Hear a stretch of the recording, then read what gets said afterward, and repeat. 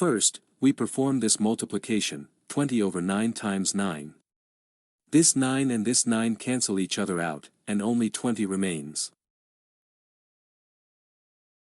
In the end, 20 divided by 20 gives us 1.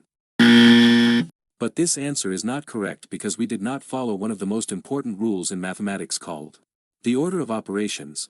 The order of operations tells us that when we face a mathematical expression, we cannot start solving it from anywhere we like. Instead, we must follow a specific order called the correct order of operations. The correct order of operations is known by a short acronym called PEMDAS. P stands for parentheses. E stands for exponents and roots. M stands for multiplication. D stands for division. A stands for addition. And S stands for subtraction. According to PEMDAS, in any mathematical expression, we first calculate parentheses, then exponents and roots, then multiplication and division, and finally addition and subtraction. Remember that multiplication and division have equal priority. In any expression that has both multiplication and division, we move from left to right and perform whichever we reach first. This rule also applies to addition and subtraction. Now, with these explanations, let's solve the question from the beginning of the video.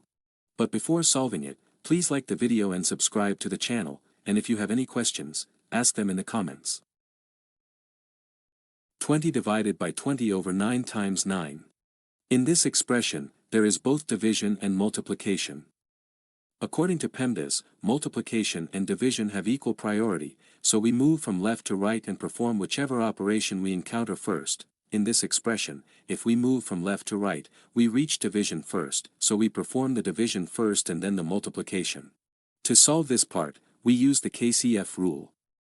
K stands for keep, C stands for change, and F stands for flip. The KCF rule is a simple rule for dividing fractions. According to this rule, we keep the first number as it is, change the division sign to multiplication, and flip the second number. According to the KCF rule, we keep 20 as it is, change division to multiplication, and flip 20 over 9. This 20 and this 20 cancel each other out, and only 9 remains. In the end, 9 times 9 gives us 81, which is our final answer.